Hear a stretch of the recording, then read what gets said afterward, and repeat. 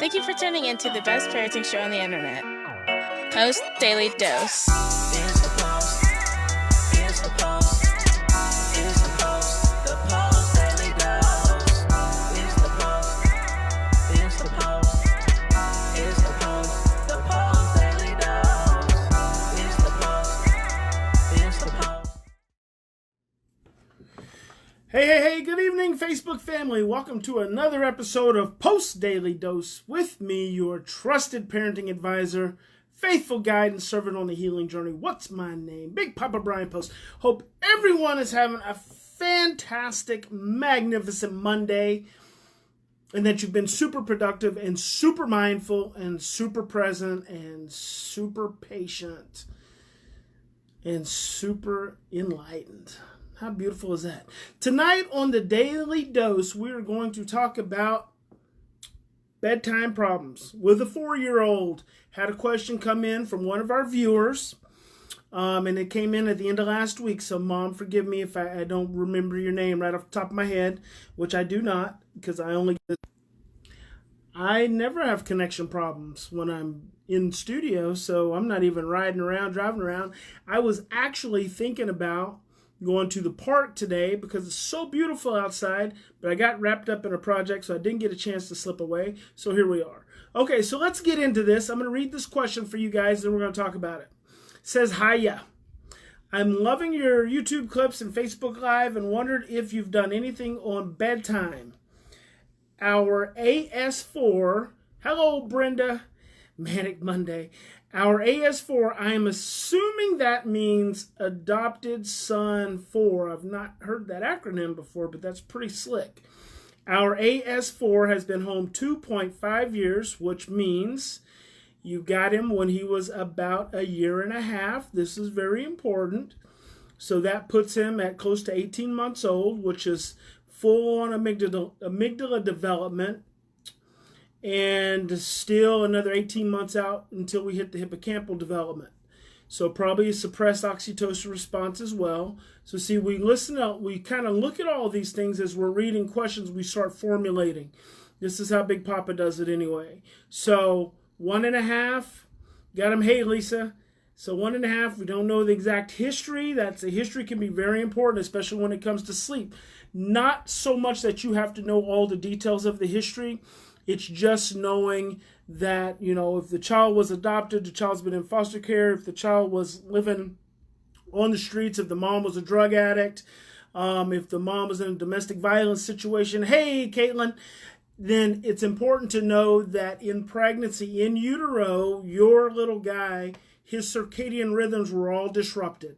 So I haven't even finished the question yet, and I'm just going to tell you right now, what's going on with him probably has something to do with an in utero birth reunion period. There's probably something going on right now that's reflective of some trauma that's gotten stirred up for him, pre-verbal trauma that he's not aware of, you're not aware of, and it's causing some escalation. So our AS4 has been home 2.5 years and has always been an amazing sleeper. Going to bed and staying asleep hasn't been a problem until 3 weeks ago. So he's 4 years old. 3 weeks ago, it became a problem. Hey, Shannon. Now he won't stay in his room. Seems like he thinks it's all a huge game, although I suspect there's more to it than that. Does all he can to get a reaction, trashing his room, racing around the house. Violence towards me if I don't react, it goes on. It's like his brain can't switch off. Now, this is something that's really important. Mom says, now he won't stay in his room. Seems like he thinks it's all a huge game. So this is important because a lot of times we misinterpret children's laughter and their smiles and the look on their face. We misinterpret that as happiness or joy when in fact it's anxiety. And I suggest that's probably, hey Jen, I suggest that's probably what you're looking at, is you're looking at anxiety. In fact, that's how I want you to see it. Because when we know that there's an expectation, but for whatever reason our brain is not in a state to allow us to cooperate because of our brain is wanting to do what our brain is wanting to do, then don't look at it as him just having a good time or trying to get a reaction, because when you look at it that way, you're actually setting yourself up to feel victimized by him. And when you set yourself up to feel victimized by your 4-year-old, what's going to happen is you're going to stress out. It's going to create more anxiety. It's going to create more fear for the both of you. And then ultimately your interactions with him, even if you're trying to be really calm and even if you're looking really calm, still has the feeling of walking on eggshells, because Alan Shore says the core of the self is nonverbal and unconscious, thus lies in patterns of affect regulation, which means it's not what you say or do, it's how you feel when you're doing and saying it. So it's very important. Try not to look at it as him having a good time and trying to get a reaction. He's just freaking stressed out. And he is getting a reaction from whatever energy and whatever vibration you're sending off. So that's important to keep in mind. Okay, so you say it's like his brain can't switch off. I'm not sure how to approach. If I stay in his room with him, he goes loopy, laughing and bashing around. So here's something I want you to do. So there's a lot of things I want you to do. Let me finish. See, this is why when I read, I am going through this exactly the way it happens in my brain. As I go line by line, I'm formulating. And so sometimes it's hard for me to even get to the bottom of the paragraph because I'm already formulating. I'm already seeing things that probably could be spoken to or addressed before we even get to the end. Hey, good evening, Ashley. So let me finish it. If I stay in his room with him, he goes loopy, laughing and bashing around, pretending to be asleep, then jumping out of bed laughing as soon as I later leave the room. I've taken to sitting outside the room to provide parental presence. That's awesome. But it's taking hours for him to finally go to sleep. I'm sure this must be common for many families in our situation, so I'm hoping you may be able to cover it at some point. Great, great, great. Fingers and toes are crossed. So here we are. Okay, so, hey, Jessica. Here we go.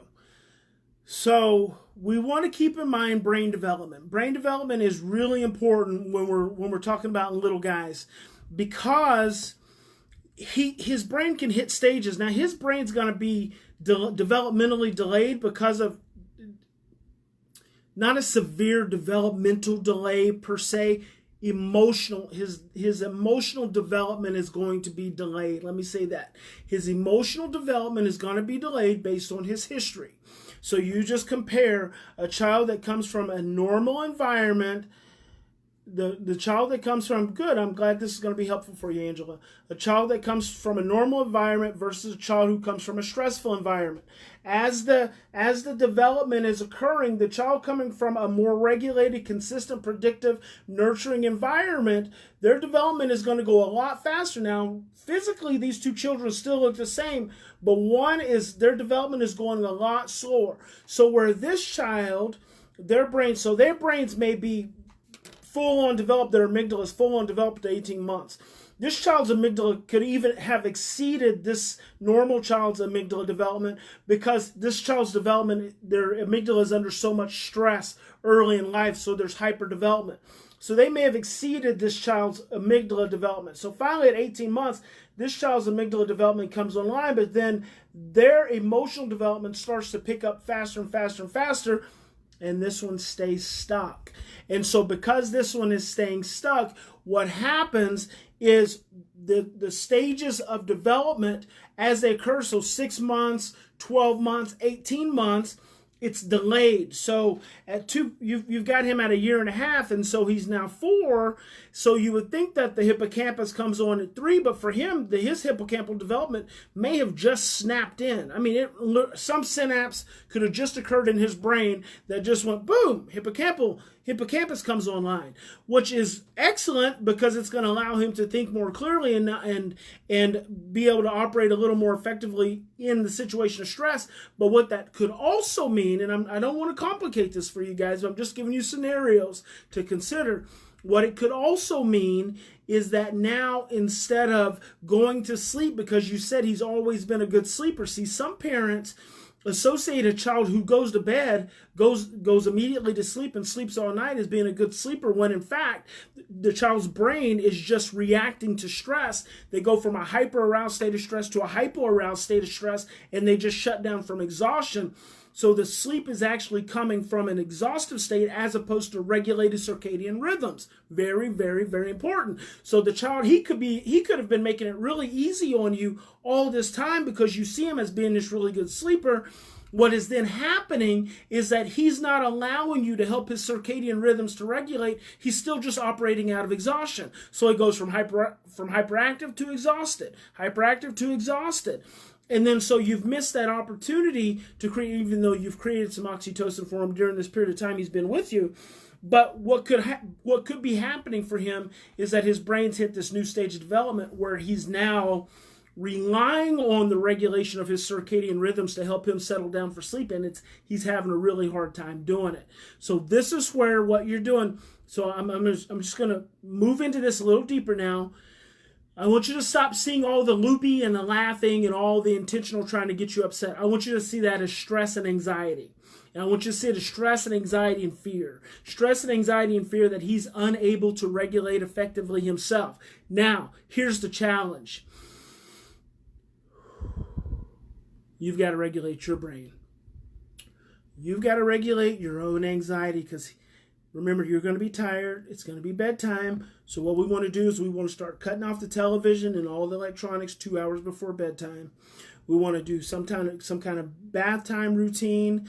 We want to turn the lights down in the house. We want to pull all the sensory stimulation down in the house.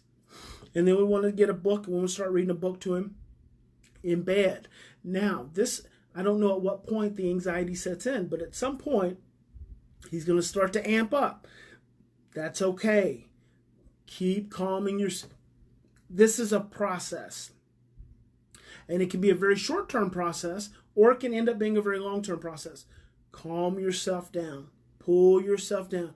He's going to be amping up. You got to pull yourself down. Because if he amps up and then you amp up with him, then both of you are going to be amped up. And even though you're sitting outside that door for parental presence, emotionally you're gone, you're pissed, you really want him to go to bed, and then it just creates and generates more anxiety. So you got to calm yourself down. You got to see him as being anxious, see him as being stressed, and see him as being in fear and unable in that state to regulate himself. So he requires your adult regulatory presence. You have to be regulated because if you're just trying to be calm but inside you're not, it's not going to be helpful.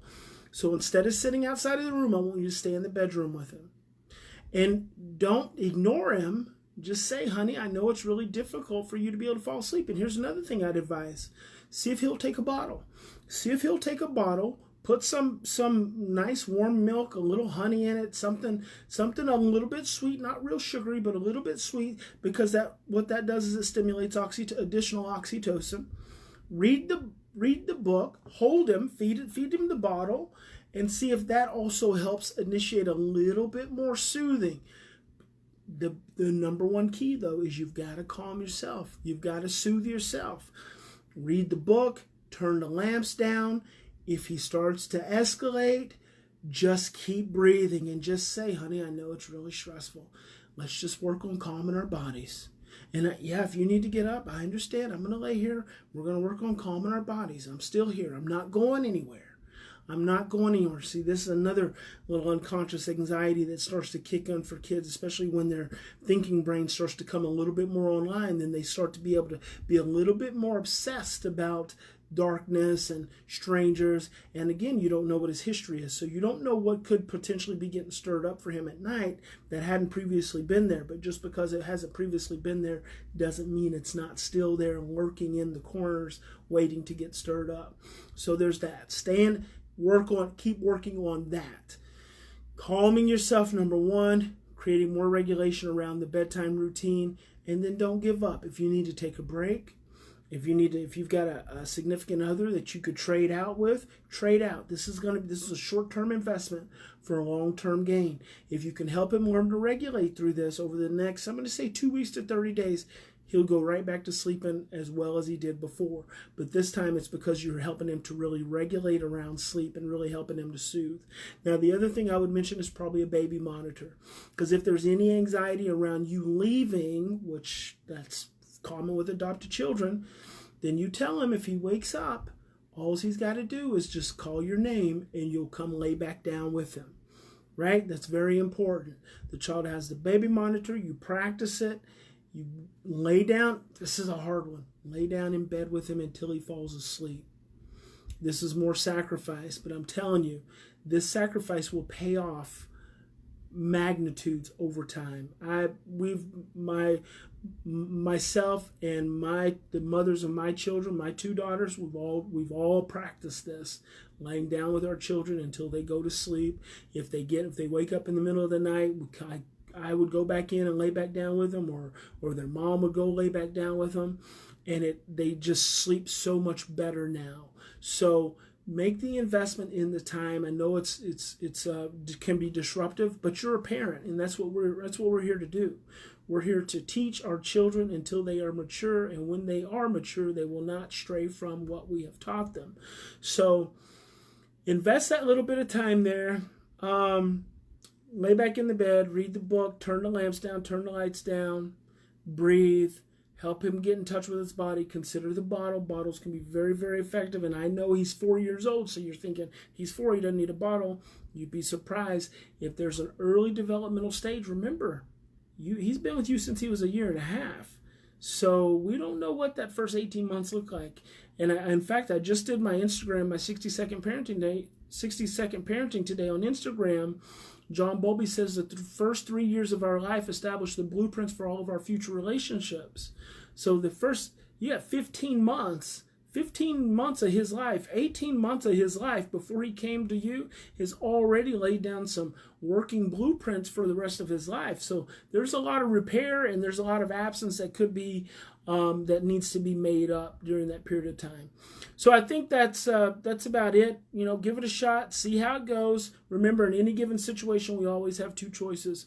We can continue to react from our same experiences and imprints of stress and fear and overwhelm. That is a choice. We can make that choice in any given moment. We can operate from fear, reactive, unconscious, or we can stop, we can slow down, we can take 3 to 10 deep breaths, and we can choose love.